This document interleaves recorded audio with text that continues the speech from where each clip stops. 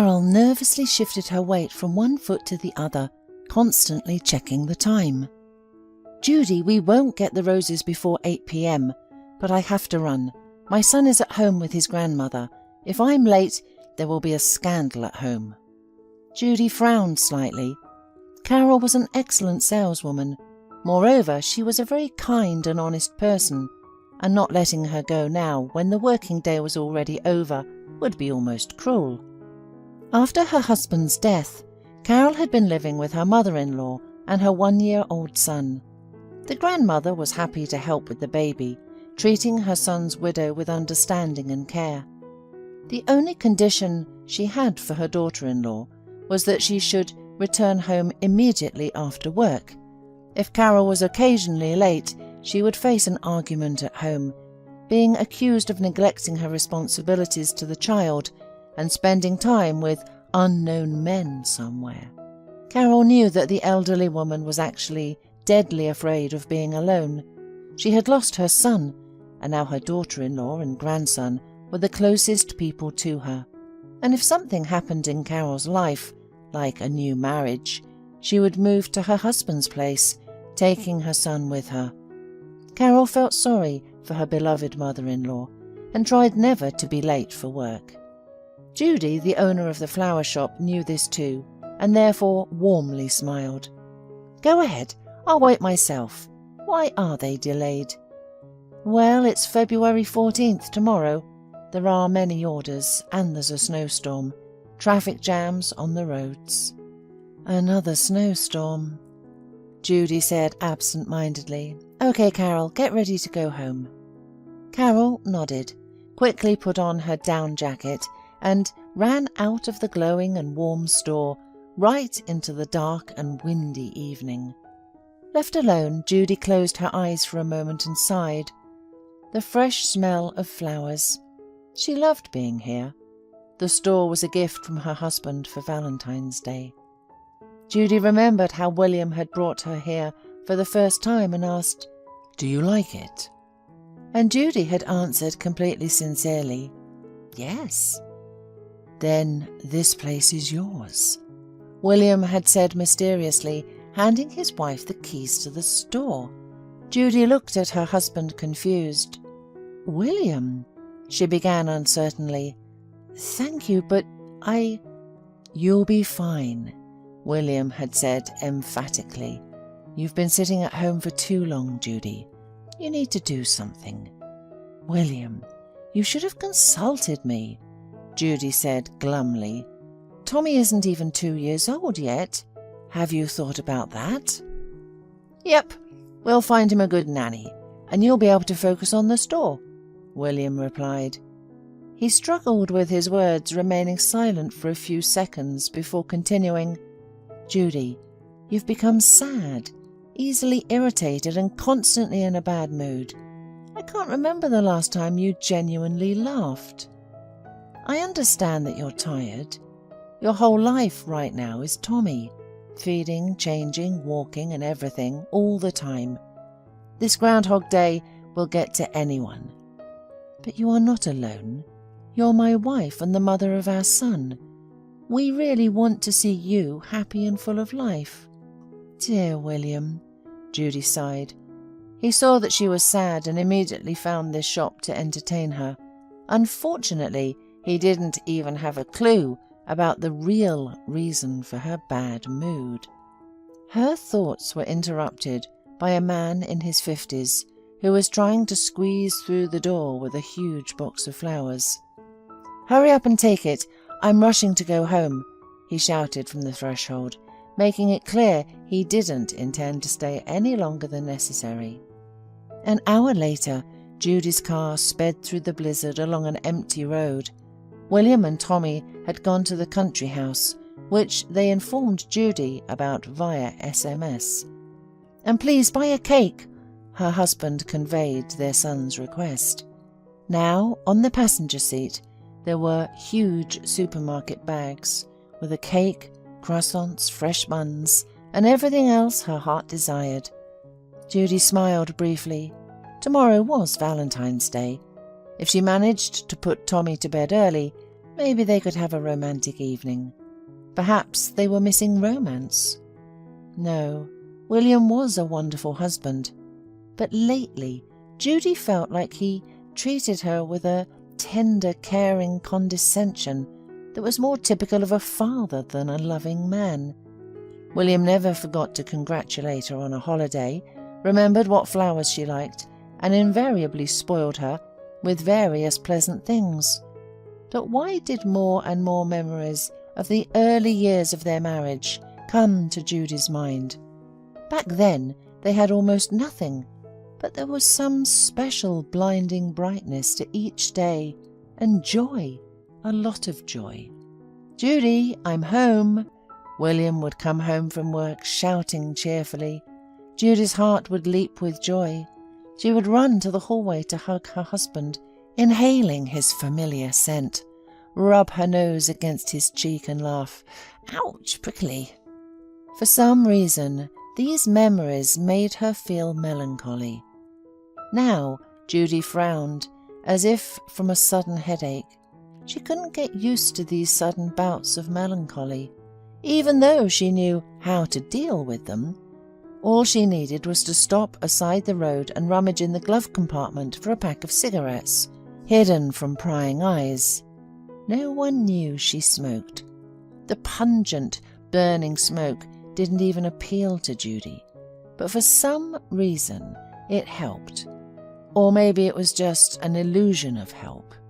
It gave her some pause, during which she could say to herself, "Come on, you have a great husband, your son is growing up so lovely, and a job. You're not in need. You're not looking for somewhere to borrow money before your paycheck. You've got everything, so calm down. And romance, passion, well, they're gone. But there's respect, loyalty, care. Isn't that enough for you?" Judy took a slow, bitter drag. Was she to blame? Had she spent too much time at work? William's gift, the small flower shop that had initially scared her, had soon turned into one of the best flower shops in the city. Judy had gotten lost in her work without even realizing it. At first she was afraid she wouldn't be able to handle it, and she didn't want to leave the familiar routine of being a young mum. But the flowers helped.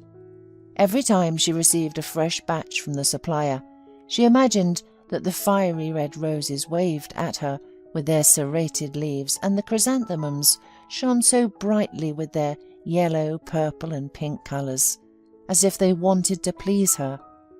Judy. It was impossible to let these beautiful flowers down and leave them unsold, slowly withering away. It would be like abandoning a freezing kitten on the street. Judy just couldn't allow that. She had to learn an unfamiliar profession, how to manage a shop, and she succeeded. However, it took a lot of time and effort. Maybe that's why something intangible but important disappeared from her relationship with William. "All right, time to go." Judy finished smoking and imagined herself soon at the summer house, where it was warm, bright, and there was tea with cake. Tommy would be happy. Judy turned the key to start the car, but the car would not start.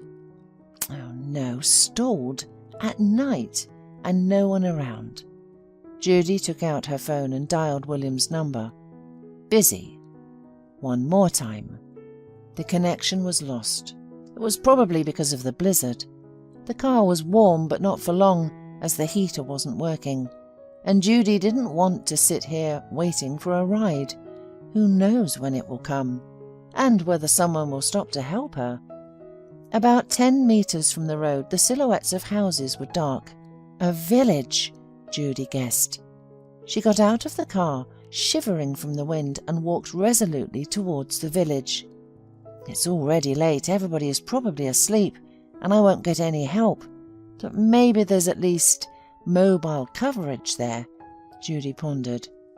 The village was indeed asleep, although it was hard to call these 3 old houses a village.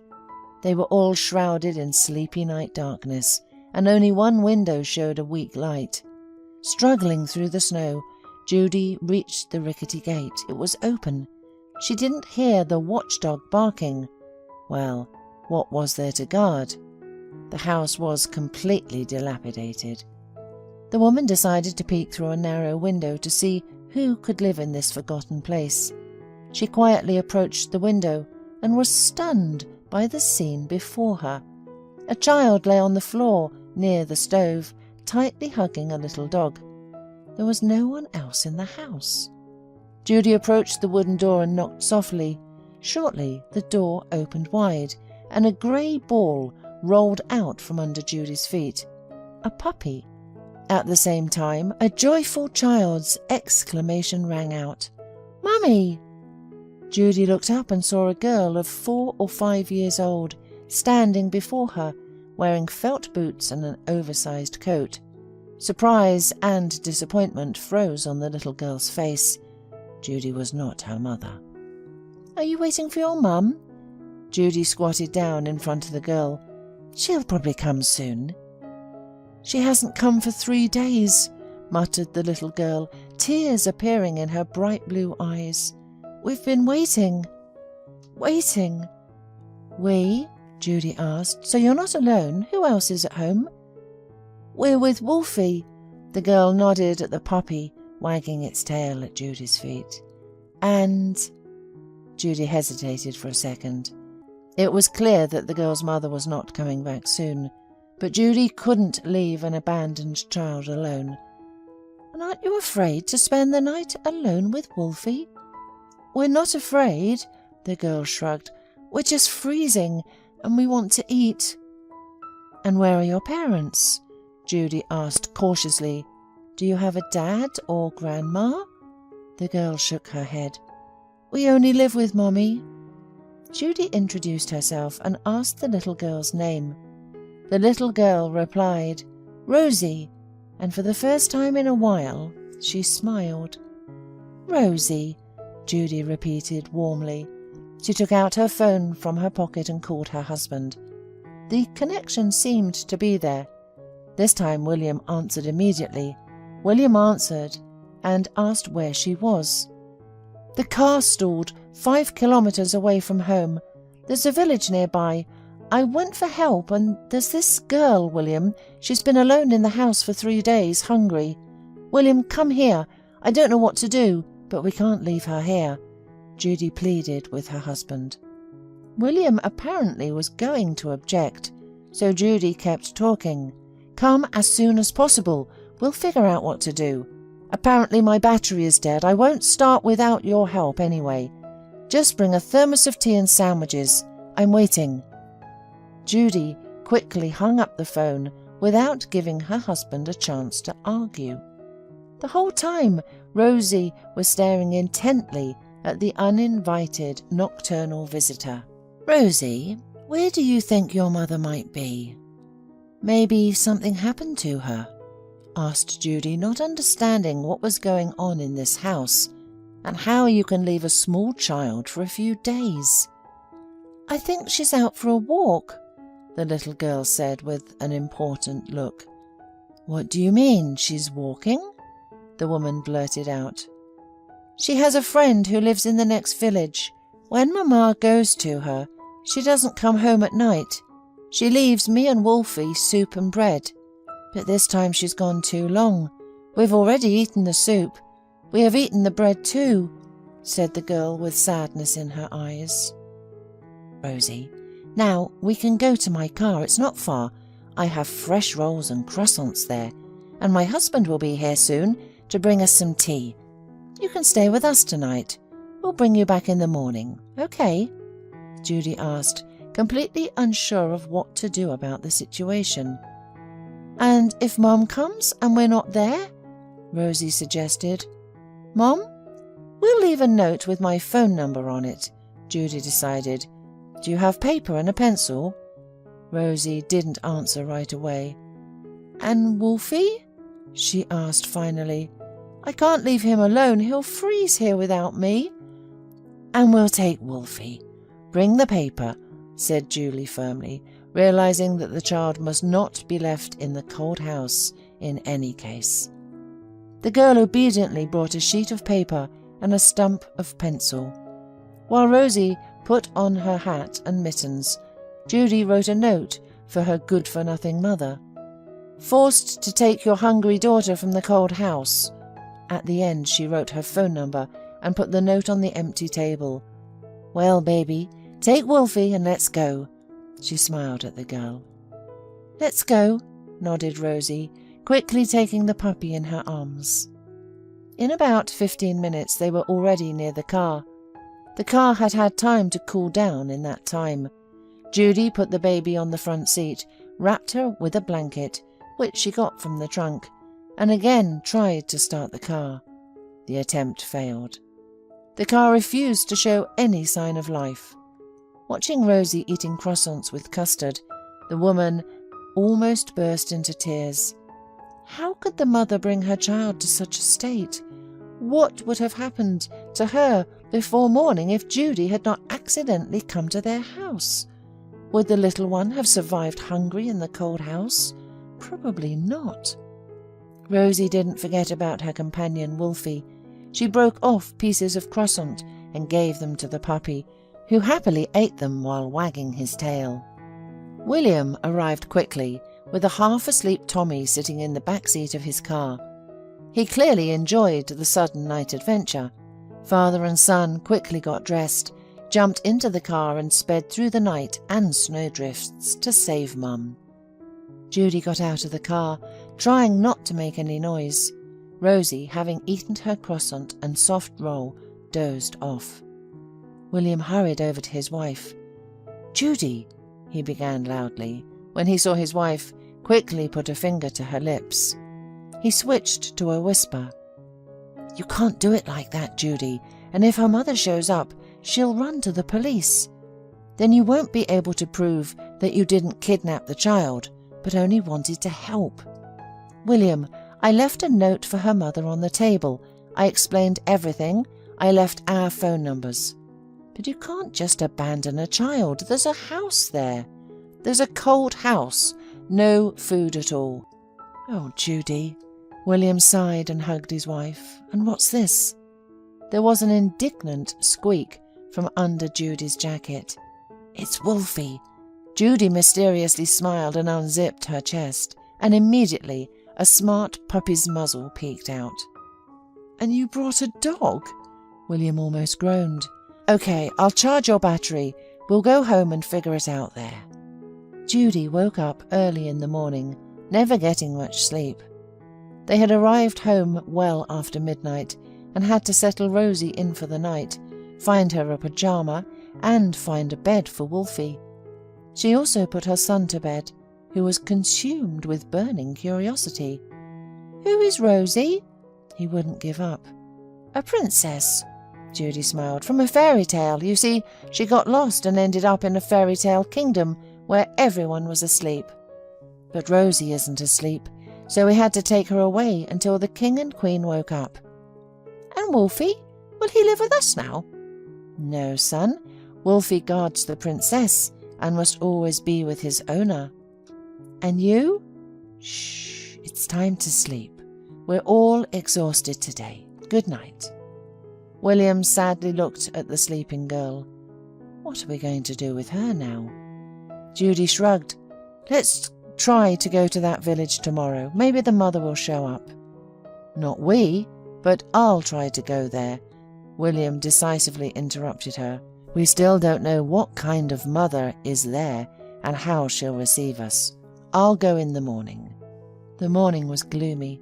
The blizzard had died down, and there seemed to be a special winter silence everywhere. In the branches of the pines, in the air, and all around. Just without the sun, thought Judy. She looked out the window as William's car disappeared into the distance. "Judy?" The woman heard Rosie's calm voice. "Good morning. Are you up already? Rosie, did you sleep well?" "Nice, thank you. But Wolfie wants to go for a walk." Judy only just noticed that Rosie was holding a whimpering puppy in her arms. Apparently, he really needed to go outside. "Well, okay, we'll go for a walk with Wolfie together. We just don't have a leash." "He won't run away," Rosie assured her. "He never runs away from me." Hastily dressing the girl, Judy went outside and saw that Rosie was right. The puppy never strayed more than 3 meters away from Rosie. The woman was amazed at how loyal and smart the little dog turned out to be. Rosie and Judy were drinking tea in the kitchen after breakfast when William returned. He came in just as Judy was telling the little girl about how she also once had a dog named Wolfie. "Good morning, ladies. Where's Tommy?" William asked, to avoid starting a conversation in front of the child. "He's still asleep," Judy laughed, and catching her husband's gaze, asked, "Rosie, go wake up Tommy." "Well?" Judy asked when Rosie left. "Nothing," William grumbled. "Her mother never showed up. The note is still there. I knocked on the neighbour's door, asked around." William took a cookie from the vase and twirled it in his fingers and continued. "Well, in general, her mother's name is Sandra. Once upon a time she went to study or work somewhere. She came to the village a couple of times, all fashionable. They said she had some rich guy, and then he left when he found out she was pregnant. Sandra came back to her village, gave birth here, and then started hanging out. The neighbours fed and took care of Rosie somehow. Her mother is still walking around here." "William, this is terrible," Judy whispered. "William, what can we do?" The husband bitterly smiled. "Think for yourself, Judy. We need to report the stray child to the police. That's all we can do for the girl." "William, I'm asking you. Let's wait. No one is looking for the child. Let her stay with us for some more time. We need to find her mother and talk to her. Giving the baby to an orphanage is easy, but how will we get her back later? Have you thought about that? We must think about the child first." Judy tried to convince her husband not to report the girl to the police. She could not say for herself the reason, but she didn't want Rosie to end up in an orphanage. She felt sorry for this bright, developed child beyond her years. Laughter erupted from Tommy's room. It seemed the children got along great. After thinking for a couple of minutes, William nodded in agreement with his wife. The next day, Sandra was not at home again.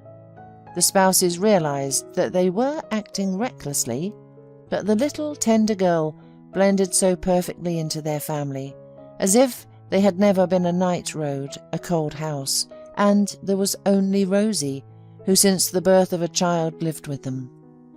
Like a daughter. Judy closed her eyes and restlessly wrapped herself in the sheets. Memories caused almost physical pain. After Tommy's birth, Judy could no longer have children. The doctor said not to despair. Judy had a wonderful, healthy son, and many didn't even have that. He said some reassuring words, but Judy didn't hear them. She didn't hear anything back then, except that her uterus had to be removed due to complications during childbirth. Not then. After that, Judy didn't try to understand what kind of complications they were. You can't turn back time, and the future, which turned out to be always so simple and understandable, as if it was covered with fog. They and William dreamed that they would have 2 children, a girl and a boy. She didn't tell her husband right away and regretted it many times. The further it went, the harder it was to confess. Confess? Strange word. After all, she wasn't to blame for what happened. And yet she always feared that William would bring up the topic of a second child. But years went by, and William never mentioned a daughter, and he looked quite content. They began to think that perhaps 1 child was enough. She loved her son with desperate love, and this already strong maternal love was fueled by the understanding that this was her only, first and last child. Sometimes it seemed to Judy that the deaf longing that tormented her in Tommy's first year had gone away. It gave way to humility and the ability to rejoice in what they had. And now Rosie appeared. Judy listened. A quiet, dry cough could be heard from the living room. Rosie was sitting on the couch wrapped in a blanket. Judy put her hand on the little girl's forehead. A thermometer wasn't necessary. It was clear that her temperature was high. "William!" Judy rushed into the bedroom. "William, wake up! Rosie has a fever." "Ah!" William threw off the blanket. "I'll go to the pharmacy now and—" "William!" "What pharmacy? She's been sitting in the cold for 3 days already. She must be examined by the doctor. Take her to the hospital, and I'll visit her village again." Judy gathered Tommy, got him in the car before driving to Sandra's house. A woman, around 30 years old, opened the door for her. "Sandra, my name is Judy. Have you read my note?" "Judy?" The woman seemed bewildered, as if she didn't immediately understand the words addressed to her. "Come in. So you took Rosie with you?" "I was waiting for you to call." "Why?" Sandra, irritated, shrugged. "Did anyone ask me if I needed her?" Judy stared at the woman. Most likely, Sandra had been beautiful once, but not anymore. Her blonde hair, thick and probably with a warm golden tint, now hung in careless tangles. Her face was swollen, and there were bags under her eyes. The neighbours weren't lying. She really did drink. Judy's phone chirped shortly. The text message from William was short. "Rosie is being admitted to hospital. Pneumonia." Judy looked up at Sandra again. "Sandra, Rosie is in the hospital. My husband just sent me a text message. She has pneumonia. Let's go." "Where?" asked the mother. "To the hospital, of course. I'm driving. I'll take you." Sandra looked at Judy with a distracted smile, then turned away. "Sandra!" Judy didn't realize she was shouting. "Rosie is your daughter. She's in the hospital. Let's go. Don't just stand there." "I won't go. I don't want to." Sandra's voice was quiet and very calm. "What?" Judy felt like she was running out of air. She unzipped her jacket, but her fingers weren't cooperating and didn't immediately grasp the slider. Okay, I understand. Listen, if you don't want your daughter, give her to me. I can see you need money. How much do you need?" Sandra didn't answer. She just silently closed the door on her guests. For the next 2 weeks, Judy and William visited Rosie in the hospital every day. Finally, the little girl was almost healthy already. "There is no sign or word from the mother," the doctor explained. "I had to inform the police and the guardianship authorities. After Rosie is discharged, she'll go to an orphanage." "But maybe we could take her home right away." Judy hugged Rosie closer, who was dozing in her arms. "After all, a child is better off in a family than in an orphanage." "I understand everything," the chief doctor replied. "But understand this as well. There are laws, and we cannot break them. Maybe you will be able to adopt her later." "Okay, thank you." Judy gently put the sleeping girl in bed and covered her with a blanket. "My husband and I will prepare the documents for adoption. Good luck to you." The doctor smiled warmly and sincerely. On the way home, Judy thought about the upcoming conversation with William. While they took care of Rosie, it seemed self-evident that the girl would stay with them. But now they needed to decide. Would William agree? Maybe he still hoped that someday they would have another child of their own. "William," Judy began, "they are going to send Rosie to the orphanage. I would like us to—" "Adopt her," William finished her sentence. He didn't seem surprised. On the contrary, he had probably already decided for himself. "I agree. Sandra will probably lose her parental rights after the guardianship, and police sort things out, of course." "But that's not all." Judy looked at her husband carefully. "I have to tell you one more important thing. After Tommy—" "I know everything," William interrupted her. "I knew from the very beginning." "But Don't ask me how I found out, okay?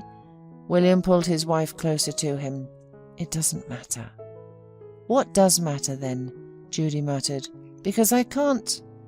And that doesn't matter either. William's eyes sparkled with tenderness. The only thing that matters is that I love you. We have a happy family. We have a son, and soon we'll have a wonderful daughter. William smiled and hugged his wife. A year had passed. The morning sun shone through the thin tulle curtains. Judy smiled without opening her eyes. The rays tickled her eyelids. The door of the house slammed. William returned from the city. The bedroom door swung open, and a grown-up shaggy puppy ran into the room. Rosie and Tommy followed right behind him. "Mum," Rosie said, climbing onto the bed and hugging Judy. "Daddy's here." "We're going skiing!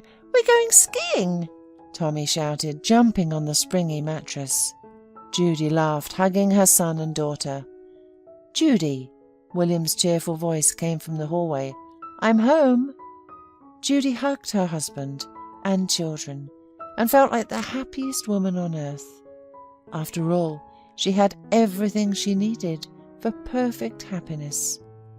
Rosie, either because of her age or perhaps her psyche, decided to erase her past from her memory and didn't remember her previous life.